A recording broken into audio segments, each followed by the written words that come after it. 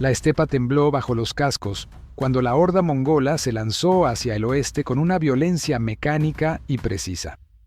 Los ejércitos rivales, acostumbrados a guerras limitadas, enfrentaron una táctica desconocida, la movilidad implacable. Las señales de cuero, las órdenes breves y la disciplina transformaron una coalición de tribus en una fuerza de conquista coordinada. En el corazón de Eurasia, las rutas comerciales y las ciudades fortificadas se convirtieron en objetivos deliberados.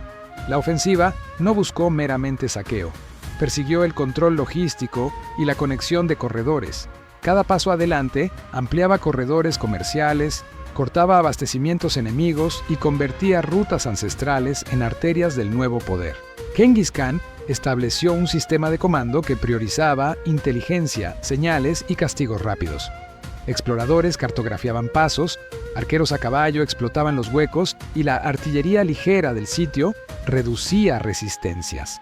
Las ciudades que se sometían se integraban en redes fiscales y de relevo, multiplicando la capacidad de proyectar fuerza a distancia. La psicología de la conquista fue tan importante como la logística. La reputación de ferocidad extendía rendiciones sin lucha. Donde surgían resistencias, la ofensiva era brutal y calculada, diseñando lecciones ejemplares. Las plazas tomadas se transformaban en plazas administrativas que aseguraban el flujo de recursos hacia el núcleo de poder mongol. El resultado fue un cambio de escala. Reinos que habían sido centros locales quedaron subordinados a una red imperial que redefinió el equilibrio continental. La avanzada mongola no fue un caos errático, sino una máquina estratégica que arrasó estructuras políticas e impuso nuevos ejes de poder en Eurasia. La rapidez de su avance, la logística coordinada y la capacidad de absorber administrativamente territorios conquistados aseguraron que la transformación fuera permanente, imponiendo un nuevo mapa político que duraría generaciones, cambiando para siempre las rutas y los centros de poder a largo plazo.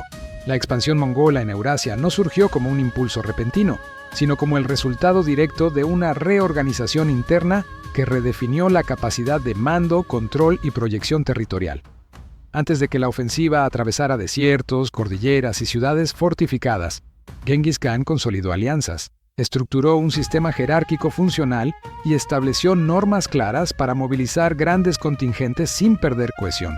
Esta preparación previa permitió que la campaña avanzara con una velocidad desconocida para sus contemporáneos. Las regiones que rodeaban la estepa se encontraban fragmentadas, con reinos debilitados por disputas internas, rutas comerciales vulnerables y sistemas defensivos basados en murallas estáticas.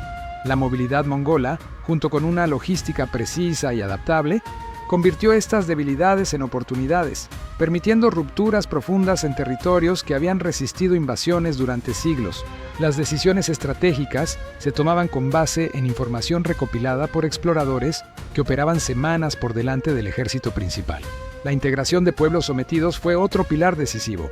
Ingenieros, administradores y artilleros incorporados tras cada conquista aceleraban la capacidad de tomar nuevas ciudades y estabilizar las regiones recién dominadas. Este proceso no solo permitía continuidad administrativa, sino que también potenciaba la capacidad de expansión, generando una maquinaria territorial que se alimentaba a sí misma a medida que avanzaba. El efecto acumulativo multiplicó el alcance geográfico de la ofensiva. La combinación de movilidad extrema, inteligencia estratégica y administración pragmática creó el escenario para una de las expansiones más decisivas de la historia. Lo que comenzó como una campaña regional se transformó en un proceso continental que alteró rutas, sometió fortalezas y redefinió la dinámica del poder euroasiático. Antes de continuar, si disfrutas contenido histórico profundo como este, considera suscribirte para no perder los próximos episodios. La estepa mongola, antes dividida por rivalidades internas, se transformó en un territorio cohesionado bajo una autoridad central capaz de articular una estructura militar inédita para su tiempo. Genghis Khan comprendió que ninguna expansión continental sería posible sin una reorganización total del poder interno, y por ello instauró una jerarquía rígida basada en unidades decimales que aseguraban disciplina, control y capacidad de maniobra incluso en distancias extremas. Esta reorganización militar no fue un simple ajuste administrativo. Representó la base operativa de toda la ofensiva posterior. Las unidades eran responsables de mantener cohesión, comunicar órdenes y ejecutar movimientos simultáneos sin generar fracturas internas.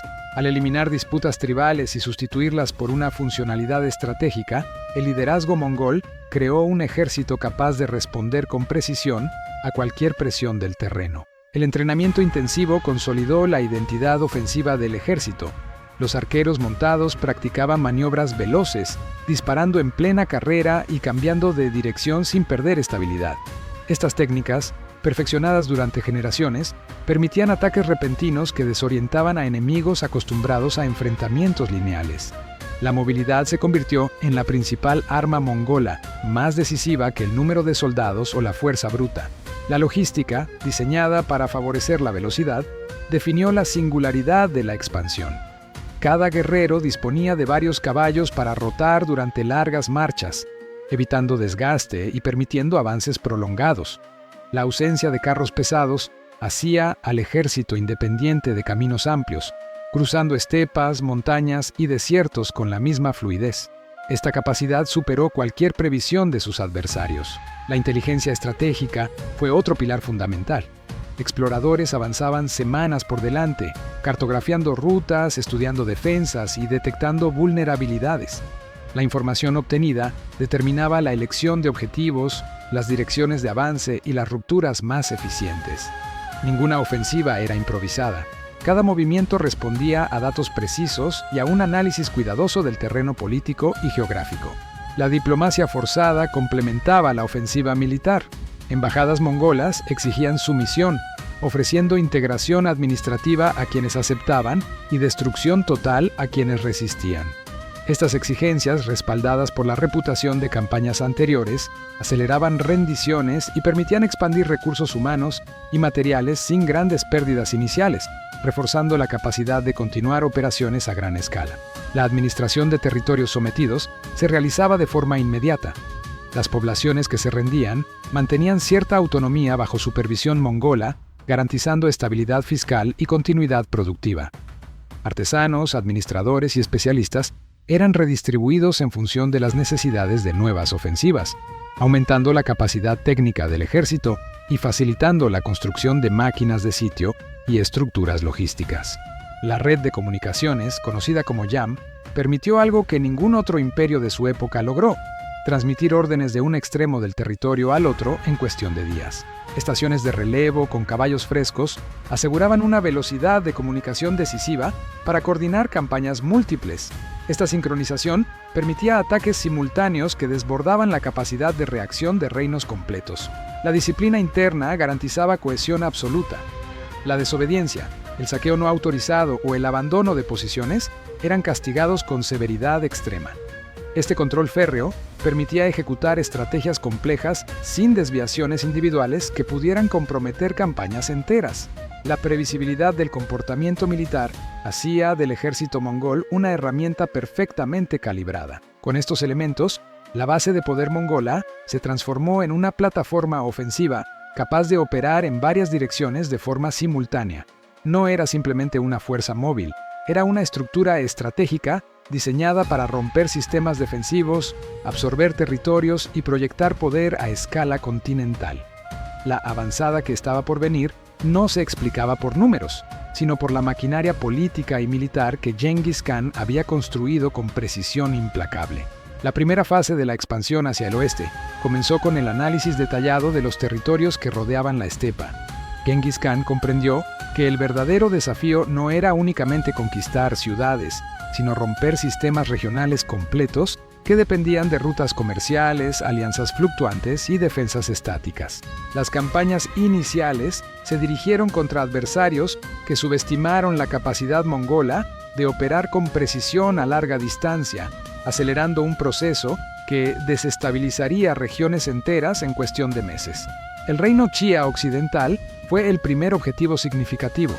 Situado entre desiertos y montañas, parecía protegido por su geografía y por una red defensiva de ciudades fortificadas. Sin embargo, los mongoles no enfrentaron estas barreras como obstáculos, sino como oportunidades para probar tácticas de desgaste, reconocimiento profundo y rupturas calculadas. La estrategia consistió en presionar varios puntos al mismo tiempo, obligando al enemigo a dividir recursos mientras los mongoles conservaban movilidad total. A medida que las fuerzas mongolas avanzaban, los xia comprendieron que la guerra convencional no funcionaba contra un adversario que evitaba choques directos cuando no eran necesarios. En vez de asedios largos, los mongoles cortaron suministros, interceptaron caravanas y capturaron ciudades menores que servían como nodos logísticos. El enemigo se vio obligado a retroceder, cediendo espacios que parecían intrascendentes, pero que en conjunto reducían su capacidad de resistencia. La culminación de esta fase fue la capitulación parcial del reino xia, que aceptó integrar capacidades militares y económicas bajo supervisión mongola. Este acuerdo permitió a Genghis Khan concentrarse en su siguiente objetivo estratégico, el imperio Jin. A diferencia de los xia, los Jin contaban con mayor población, ciudades densas y estructuras políticas sofisticadas. En apariencia, eran un adversario sólido. En la práctica, estaban fragmentados por tensiones internas que los mongoles estaban dispuestos a explotar. El avance hacia territorio Jin reveló otra característica decisiva de la ofensiva mongola: la adaptación continua. Si las defensas eran densas, se recurría a movimientos envolventes. Si las murallas eran imponentes, se desplegaba artillería de asedio con ingeniería obtenida de pueblos previamente sometidos. Si el enemigo intentaba cerrar rutas, los mongoles abrían nuevas, cruzando desfiladeros o zonas áridas que otros ejércitos evitaban. Esta flexibilidad operativa impedía que los Jin estabilizaran una línea defensiva coherente. Los mongoles también aplicaron una política estricta respecto al uso de información. Espías infiltrados informaban sobre disputas entre señores locales, movimientos cortesanos y vulnerabilidades administrativas. Las campañas se diseñaban no solo para ganar batallas, sino para acelerar la descomposición interna del adversario. Cada derrota, Jin tenía repercusiones políticas que debilitaban aún más su cohesión, facilitando incursiones posteriores. La toma de Jeongdu, la capital Jin, representó un punto de inflexión. Aunque la ciudad resistió con vigor, la combinación de artillería de asedio, interrupción de suministros y presión constante quebró finalmente su capacidad de mantener la defensa. La caída de este centro político y económico no solo redujo la resistencia Jin, sino que envió un mensaje claro a cualquier reino que pretendiera desafiar el avance mongol. La campaña dejó claro que ninguna muralla, por imponente que fuera, podía detener una maquinaria que combinaba disciplina, inteligencia y movilidad absoluta. Tras la caída de Jeongdu, los Jin intentaron reagrupar fuerzas en regiones más al sur. Sin embargo, la pérdida de su capital había fragmentado su administración. Las rutas internas quedaron expuestas, y los mongoles aprovecharon esta vulnerabilidad para aislar provincias, desbaratar alianzas regionales y acelerar la disolución del aparato estatal. Lo que antes era un imperio organizado, se convirtió en un mosaico de resistencias locales sin coordinación efectiva. La estrategia mongola, entonces, dejó de ser meramente ofensiva y se volvió reconstructiva. En cada región ocupada se instauraban sistemas fiscales, se reorganizaban rutas y se restablecía el flujo de mercancías bajo supervisión militar. Este control generaba estabilidad suficiente para utilizar tales territorios como bases operativas para fases posteriores de la expansión. Los adversarios que intentaban recuperar zonas perdidas se enfrentaban a guarniciones organizadas y redes logísticas plenamente integradas. Con el colapso progresivo del imperio Jin, se consolidó una de las transformaciones geopolíticas más relevantes de Eurasia. Por primera vez, un poder proveniente de la estepa penetraba profundamente en territorios densamente urbanizados, quebrando no solo estructuras militares, sino sistemas administrativos enteros. La ofensiva mongola hacia el oeste no era un avance impulsivo, era la ejecución sistemática de una estrategia que combinaba presión militar, inteligencia, logística y reconstrucción territorial para establecer un dominio que alteraría la región durante generaciones. La caída del imperio Jin abrió un corredor estratégico que los mongoles aprovecharon para proyectar su poder aún más lejos, penetrando en territorios donde la densidad poblacional, la riqueza urbana y la complejidad administrativa superaban ampliamente a los reinos previamente conquistados. Los líderes de la campaña comprendieron que cada avance hacia el oeste exigía una combinación de presión militar constante y reorganización inmediata de las zonas tomadas. Sin esta estructura, la expansión habría sido solo una serie de victorias aisladas, incapaces de sostener un dominio a largo plazo. El siguiente objetivo crítico fue el Imperio Corasmio, una potencia que controlaba rutas comerciales decisivas y ciudades prósperas. Desde un punto de vista militar y económico, dominar este territorio significaba abrir acceso a regiones aún más lejanas y fragmentar uno de los sistemas comerciales más activos de Eurasia. Sin embargo, la ofensiva no comenzó con un asalto directo. Primero se intentó establecer relaciones diplomáticas que, al ser rechazadas y humilladas, desencadenaron una respuesta mongola contundente y calculada. La ofensiva contra Corasmia se diseñó para evitar que su extenso territorio se consolidara en una defensa unificada. En lugar de atacar de forma lineal, los mongoles lanzaron incursiones simultáneas por rutas inesperadas, atravesando desiertos, bordeando cordilleras y aprovechando pasos que el enemigo no consideraba transitables. Estas maniobras desorientaron completamente al liderazgo corasmio, que no logró prever la dirección principal del ataque ni organizar un contraataque efectivo. La ciudad de Bujará fue uno de los primeros objetivos. A diferencia de los Jin, que contaban con defensas densas, los corasmios confiaban en murallas fuertes y guarniciones locales. Sin embargo, la capacidad mongola para rodear ciudades, cortar suministros y ejecutar asaltos decisivos redujo la resistencia drásticamente. La caída de Bujará tuvo un efecto psicológico profundo. Una potencia urbana respetada fue derribada en cuestión de días, destruyendo la confianza en la estabilidad del imperio. Tras la victoria en Bujará, Samarcanda se convirtió en el siguiente punto crítico. Esta ciudad era un cruce estratégico de rutas que conectaban diversas regiones de Asia Central. Los mongoles emplearon artillería de sitio, caballería ligera y tácticas envolventes para aislar la ciudad antes de lanzar el ataque final. La captura de Samarcanda no solo debilitó el poder corasmio, sino que aseguró una base logística central desde la cual se podían coordinar nuevas ofensivas hacia zonas más profundas del territorio enemigo. La desintegración del imperio corasmio no fue únicamente resultado de derrotas militares. Las disputas internas, la falta de coordinación entre gobernadores y la incapacidad de responder a amenazas simultáneas aceleraron el colapso. Los mongoles explotaron estas tensiones mediante ataques selectivos que impedían cualquier intento de reorganización. Cada victoria no solo tomaba una ciudad, sino que desmantelaba un segmento del sistema administrativo que sostenía al imperio. Mientras avanzaban, los mongoles integraban ingenieros, artesanos y especialistas capturados para fortalecer sus capacidades técnicas. Esta práctica ampliaba la eficacia del ejército, permitiendo asedios más rápidos y construcciones logísticas más complejas.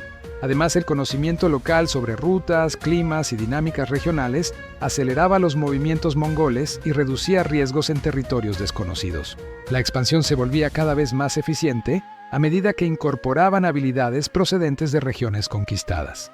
La ofensiva no se limitó a centros urbanos. Las regiones rurales y montañosas también fueron sometidas mediante una combinación de presión militar y promesas de estabilidad bajo dominio mongol.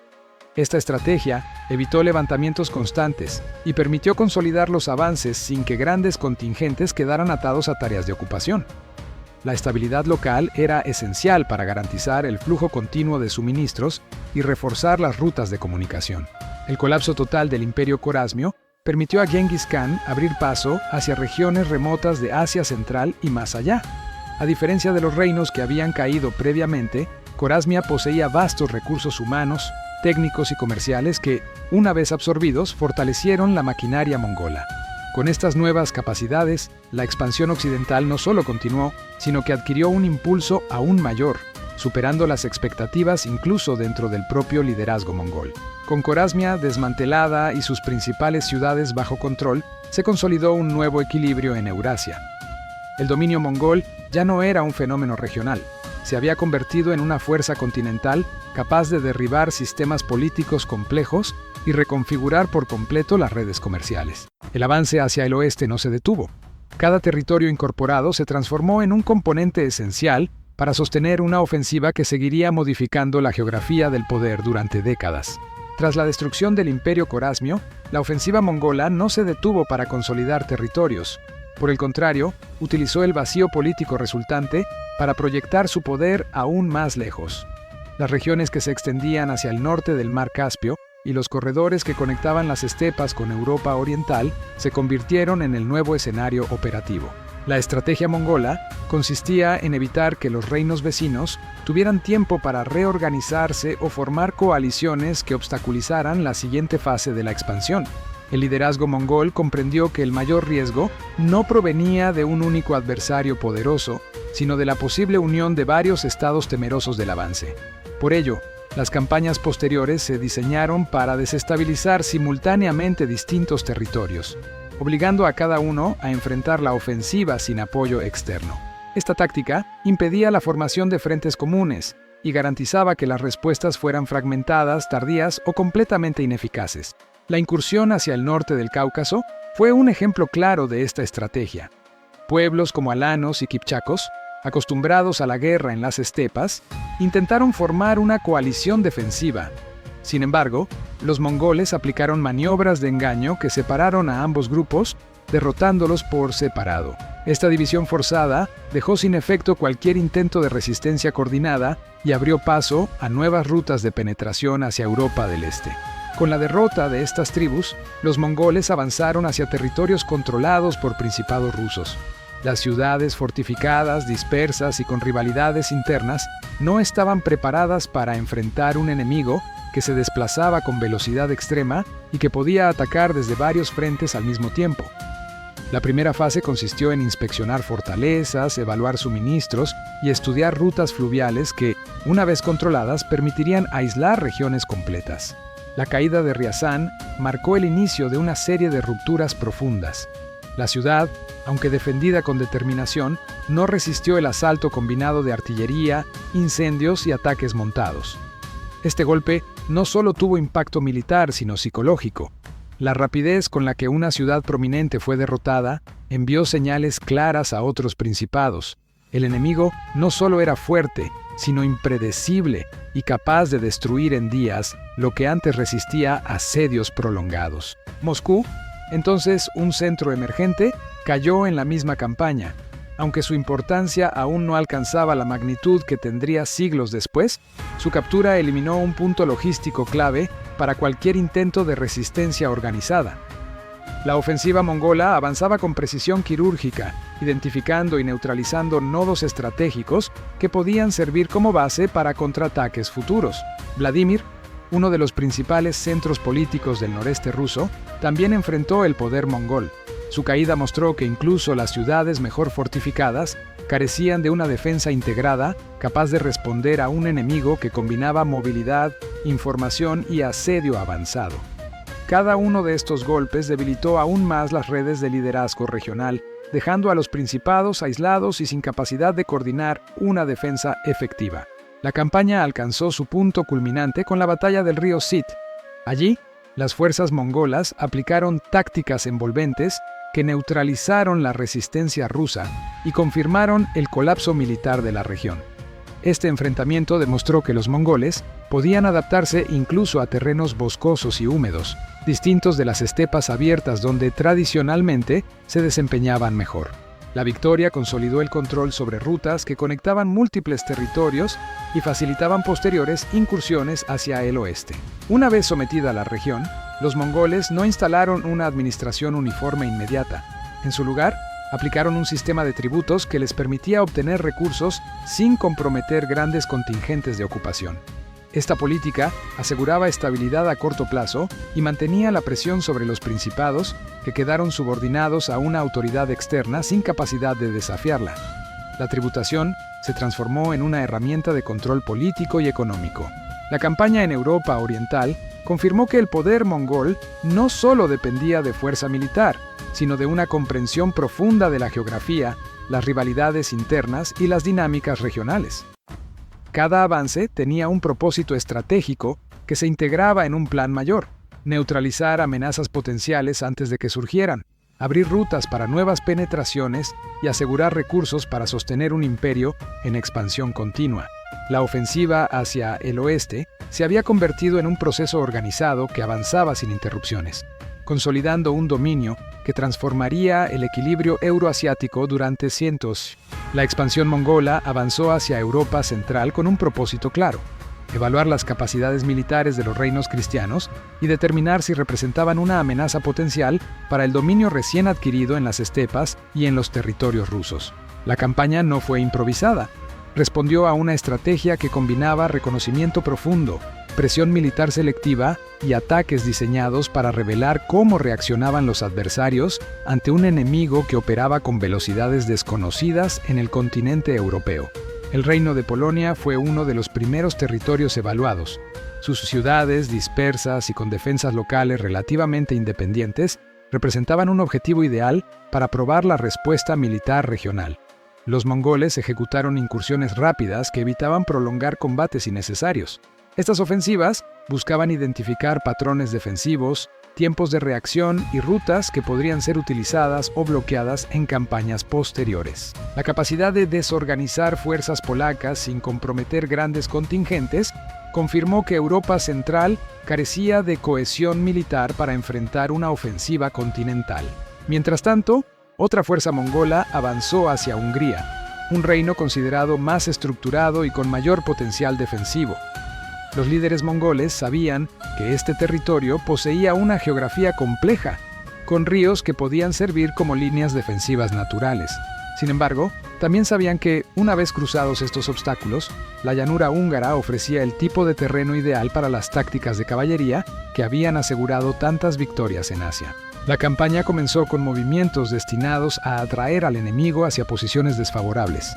La batalla de Mohi se convirtió en un punto de inflexión. Los húngaros intentaron defender el río Sajó con preparativos extensos, creyendo haber anticipado la llegada mongola. Sin embargo, los mongoles cruzaron el río mediante un ataque secundario que distrajo a la defensa principal, mientras una fuerza mayor realizaba un cruce oculto que envolvía el flanco enemigo. Esta maniobra dividió las líneas húngaras y desorganizó completamente su defensa. La batalla mostró, una vez más, la combinación de velocidad, engaño y coordinación que definía la ofensiva mongola. Tras Mohi, Hungría quedó expuesta. Ciudades y fortalezas que dependían de una respuesta centralizada se encontraron aisladas, incapaces de coordinar resistencia efectiva. Las guarniciones locales ofrecieron defensa limitada, pero la campaña mongola avanzó con rapidez, neutralizando puntos estratégicos y asegurando rutas que conectaban la región con territorios previamente conquistados. La ofensiva no buscaba necesariamente ocupar toda Europa, sino eliminar cualquier amenaza significativa que pudiera interferir con la consolidación de su dominio euroasiático. Pese a la eficacia de la operación, los mongoles enfrentaron un entorno diferente al de las estepas. El clima impredecible, los recursos irregulares y la resistencia fragmentada exigieron ajustes continuos.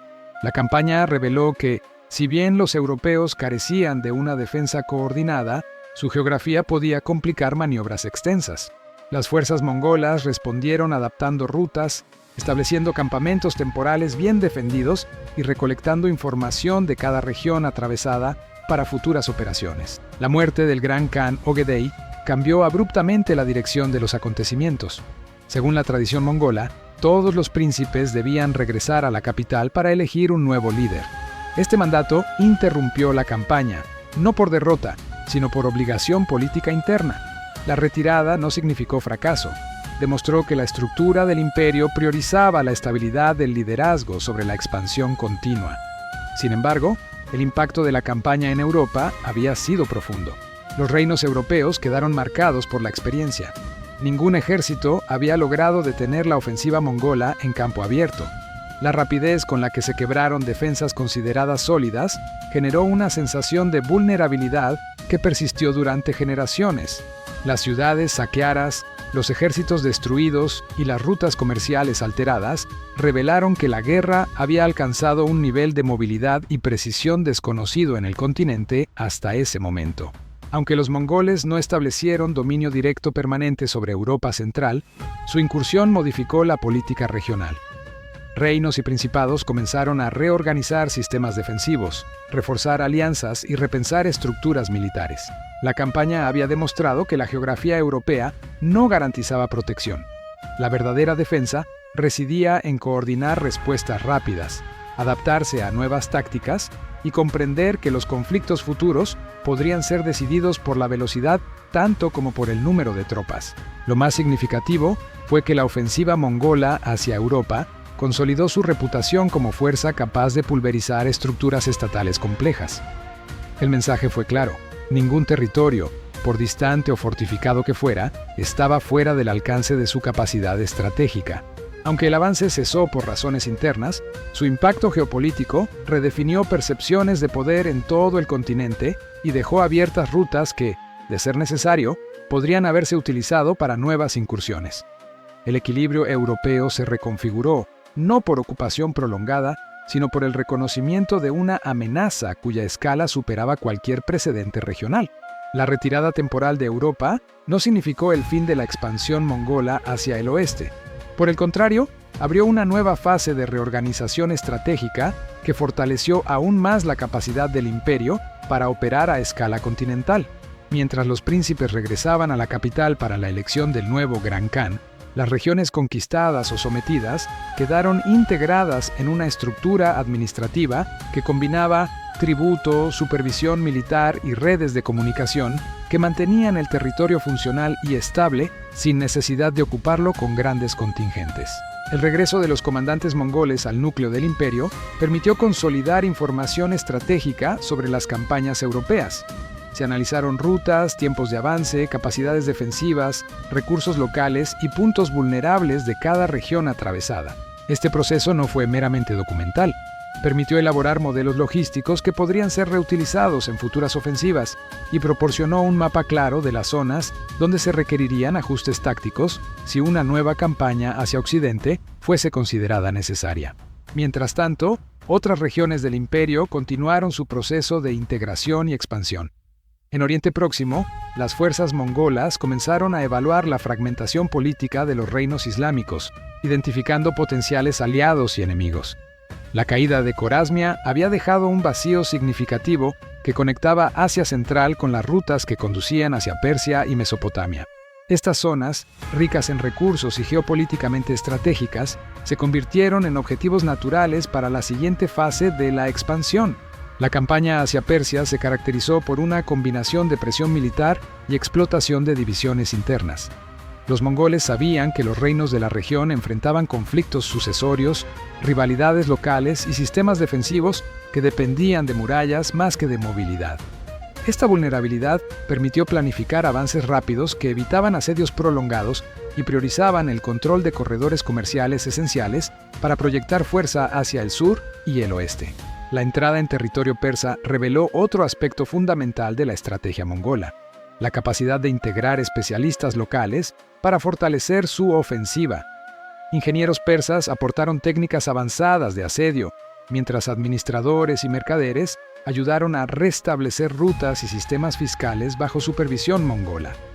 Esta práctica reducía la necesidad de estructuras imperiales complejas y facilitaba la estabilización de territorios recién conquistados. A medida que avanzaban hacia el oeste, los mongoles entraron en contacto con los reinos del Cáucaso y las ciudades comerciales vinculadas al mundo islámico.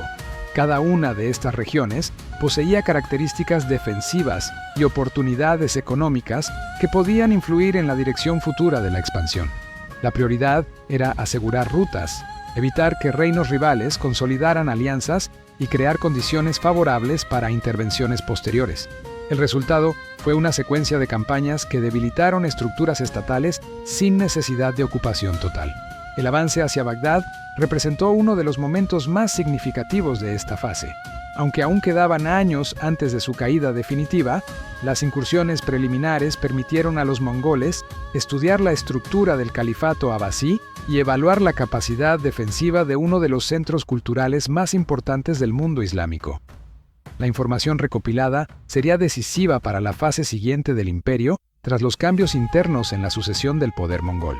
La expansión también se dirigió hacia Anatolia, donde los selyúcidas enfrentaban divisiones internas. Las campañas mongolas provocaron la derrota de ejércitos que intentaban detener el avance mediante tácticas tradicionales. La victoria en Kosedah consolidó la influencia mongola en la región y convirtió al sultanato en un estado vasallo, asegurando un corredor que conectaba Asia Central con el Mediterráneo Oriental y abría nuevas posibilidades geopolíticas. La combinación de estas ofensivas produjo una transformación continental sin precedentes. La movilidad mongola había destruido reinos que parecían sólidos, desestabilizado estructuras imperiales centenarias y creado nuevas dependencias políticas que permitían proyectar fuerza desde el interior de Asia hasta el borde del Mediterráneo. Más que dominar territorios aislados, los mongoles habían construido un sistema de control distribuido capaz de influir en múltiples regiones simultáneamente. La avanzada mongola en Eurasia no fue simplemente una secuencia de conquistas, sino una reconfiguración estratégica del continente. Reinos cayeron, rutas se redibujaron y nuevas conexiones permitieron que el poder se trasladara desde las estepas hacia centros urbanos que jamás habían imaginado estar bajo influencia de un imperio originado tan lejos. Lo que comenzó como una campaña destinada a asegurar las fronteras orientales, se convirtió en una transformación del mapa político y económico de Eurasia, marcando una de las expansiones más contundentes y decisivas de la historia global. La avanzada mongola alteró la estructura geopolítica de Eurasia con una precisión que ninguna potencia contemporánea pudo igualar. Las campañas no solo destruyeron reinos, sino que derribaron sistemas defensivos, redes administrativas y rutas comerciales que habían permanecido estables durante siglos. El impacto no fue temporal. Transformó la distribución del poder en todo el continente y obligó a estados emergentes a reorganizar sus estrategias militares ante un enemigo que demostraba movilidad, coordinación y capacidad de integración sin precedentes.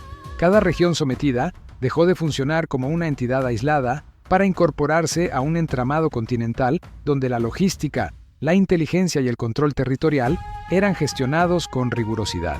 El resultado fue un imperio que proyectaba fuerza desde Corea hasta el mar Adriático, utilizando una combinación de velocidad operativa y aprovechamiento de recursos locales. Esta estructura convirtió la expansión mongola en un proceso sostenido que desbordó límites culturales, políticos y geográficos. La ofensiva que arrasó reinos y redefinió el poder euroasiático no se entiende como una serie de victorias militares, sino como una reorganización total del espacio continental. Lo que dejó atrás no fue solo un territorio conquistado, sino una nueva configuración del mundo conocido, donde la capacidad de proyectar fuerza a larga distancia cambió la historia de la guerra y estableció un modelo de control que permanecería como referencia durante generaciones.